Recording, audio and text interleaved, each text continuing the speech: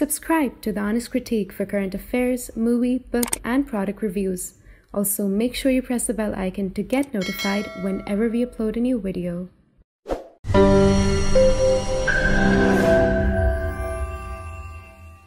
The views, information, or opinions expressed during the video series are solely those of the individuals and do not necessarily represent those of The Honest Critique and its employees. The following video contains strong language which may be offensive to some viewers. Viewer discretion advised. So, hello and welcome to a very special episode we are recording today. I'm delighted to be joined by Professor Gabi Siboni. He's the former head of the military and cybersecurity programs at INSS in Tel Aviv, and he's currently a researcher at Misgav Institute for National Security and Zionist Strategy and the Jerusalem Institute for Strategy and Security. So, thank you, Professor, for taking your time and speaking to us. Thank you. So, I'll start with the assassination of Ismail Haniyeh, and it's breaking news today. That he was the chief of the Hamas political bureau and assassinated in Tehran shortly after attending the swearing-in ceremony of Israel's newly elected president. So, could you tell us about the details that have emerged from the assassination and what do you make of it? Well, I don't know the operational details. I don't know how it was done and what are the operational details, but I know that Ismail Haniyeh and all Hamas leaders are and rightfully so should be targeted. We need to kill them because this is an organization that is similar to the Nazis and to ISIS, and the way that they brutally attacked Israel is we can't we can't have any other response but to eliminate Hamas completely, as the Allies eliminated the Nazis some 80 years ago, and that's what he should do. So he was part of it, and I'm happy that he's gone. The world is a much better place when he's not around. And if you look at not going to the details of the operation, but the nature at which this took place, the location was pinpoint accurate, and it was the case because Israel was looking for Ismail Haniyeh for a very long time. And the moment was also very right when he attended the swearing-in ceremony in Tehran. So could you tell us a little bit about that as well? Because it was quite... In Israel, our enemies should know that we have very deep access to very intimate intelligence that they possess. So we are aware of a variety of intelligence, and the fact that he was not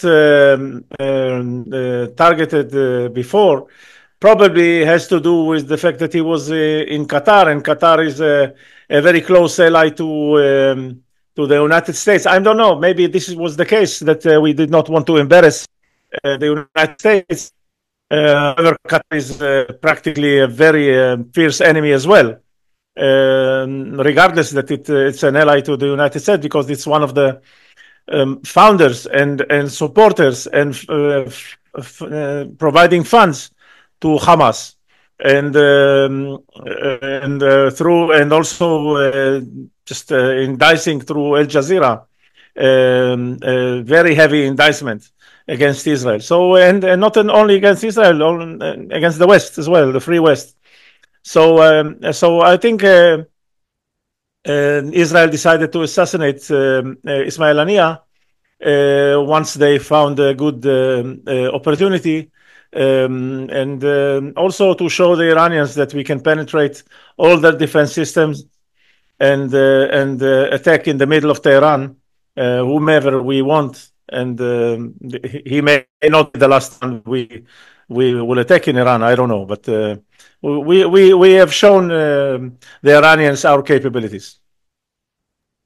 And moving from that, I wanted to understand how much this assassination would impact or affect Hamas's political and military strategies, particularly since the war is still going on in Gaza. And he was probably the face of Hamas in the international forums. So how much that will impact? No, I don't think this will impact, let's say, the overall campaign, because we have yet a lot of activity to destroy Hamas in Gaza, and also in the Judea and Samaria and in the world as well.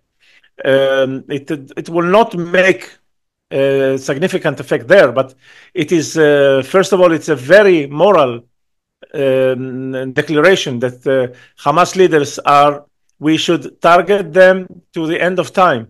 The same as we, even as we speak, we are still targeting and looking for the last Nazis, even in the age of more than 100. We are looking for them. And we will be looking for Hamas leaders and Hamas operatives, whoever they be, to the end of times. And this is what we do. I think that's more of a moral. Of course, it has an impact as well. But I think if I consider it myself, it's mainly an issue of the right thing to do, and the justice has been done. And I'll just take one last question on the assassination and move forward. So, where do you see Iran's role or support either change, or how does that work out, especially when this assassination took place right in Tehran, and Iran has been probably a big supporter for Hamas? Look, Iran, this is not, Iran is a big supporter. Iran is behind all this war that Israel is facing now. Iran is behind all the proxies that are surrounding Israel with the ring of fire. Iran is behind Hezbollah, is behind Hamas, behind the Islamic Jihad, behind the Houthis in Yemen. And that all of them, and many more in Syria, and militias and Shiite militias all over surrounding Israel. And they hope and wish for these proxies to wear and to deter Israel from acting. And that's their strategy. Their strategy, Iranian strategy, is leaning on two pillars. One is the ring of fire that they try to build with proxies, and the other one is their nuclear project that they try to build military nuclear capabilities. So both of them have to do this. Israel is dealing now with the proxies, with one of the big proxies, Hamas and Islamic Jihad, and dealing now also with Hezbollah. But we will have to get into a point that we will need to deal directly with Iran regarding the nuclear project, and Israel will not accept nuclear Iran, military nuclear Iran. So we are trying to convince our allies and friends with our situation, and to help them support with sanctions on Iran, to put Iran on a very difficult position with the sanctions, but which does not happen. Both the United States with the democratic government now is not seeing eye to eye with Israel on the Iranian threat, which is all what we see is an Iranian threat. And our prime minister was in the Congress last week addressing the Congress, trying to emphasize the role of Iran. And anyway, in the end, we will have to do the job probably alone, because I don't see anyone supporting us in trying to stop the nuclear project of Iran.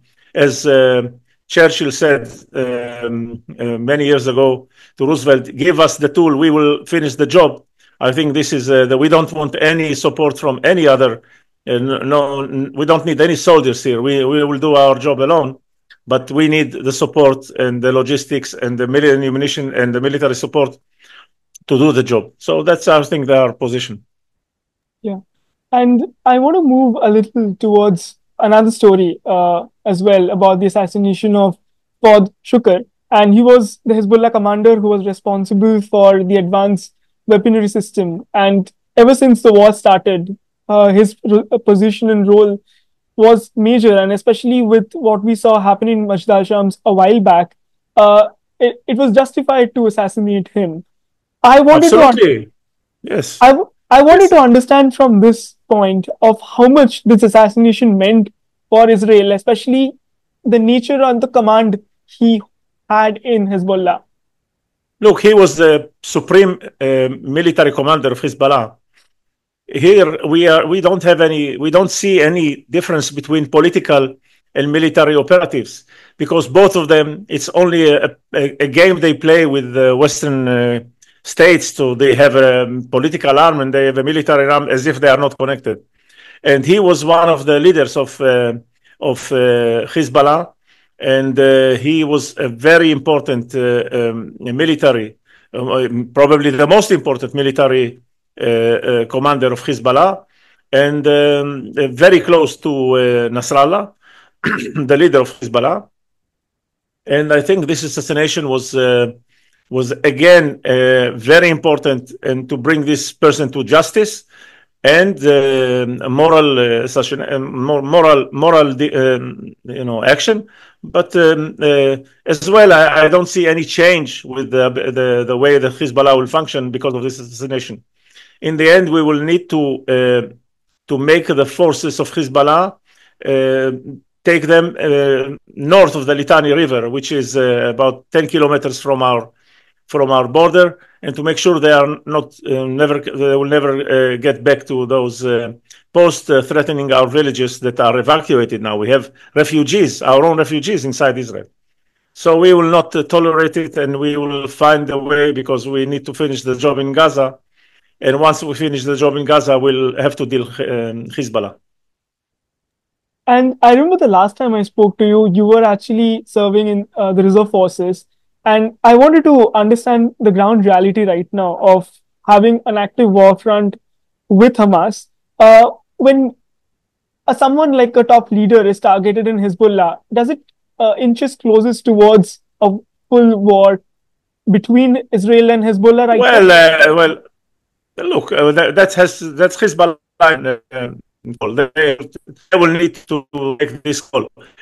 Anyway, Israel will start a full-fledged war with Hezbollah when we are ready for it, and when we think that will be the right time. But if Iran and Hezbollah, the patron of Hezbollah is Iran, of course, everybody knows that, will decide to sacrifice Hezbollah on the ground of South Lebanon, so let them do that, and we will be ready for that, and we will go for all-out war in Lebanon as well. But is there an immediate implication for the assassination of the commander who was responsible for the weaponry? Any immediate repercussions in the sense, does the rocket, I mean, yesterday we've also seen in the morning, I've also heard about still rockets being projected at the northern borders. So does that make any difference in the long term? Or no, I don't think so. They probably will find someone to replace him. Maybe good and as good, and maybe less good. I don't know, and I don't care. This is, as I mentioned, the main achievement is a moral achievement, is a justice achievement, and they should understand that we can reach anyone, including Nasrallah in Lebanon, anyone in Tehran, anyone practically in the Middle East. We can reach and we can target. This is what we have. And they need to consider their own actions. I don't go into their considerations. They will have to consider their own actions if they want to continue or not. That's their call.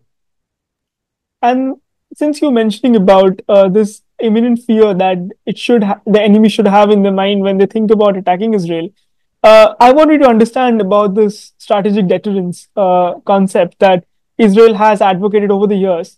Do we see that still being carried on, or we see a more offensive approach, especially when we see some target assassinations that we have seen in the last couple of days?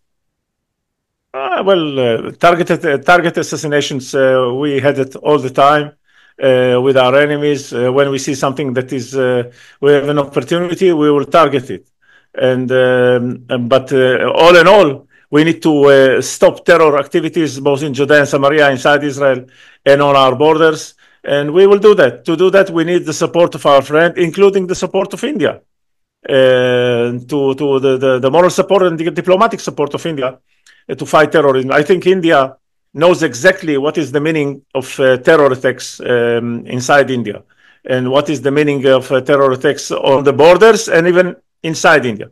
I've been to India many times, and I'm aware of the concern of Indians regarding terror attacks. And I hope they understand the situation of Israel, and they will not stop their support to Israel, moral support and diplomatic support.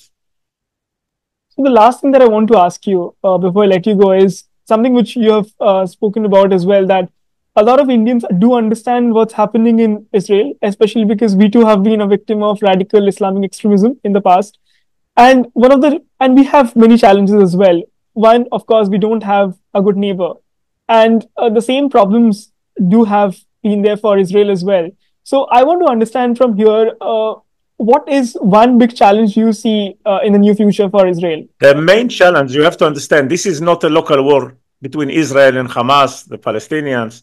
A local war. It is not a local war. It is a regional war with global implications. Because what we see here, that is the political Arabic Islam or Iranian Islam, Shiite Islam, radical Islam.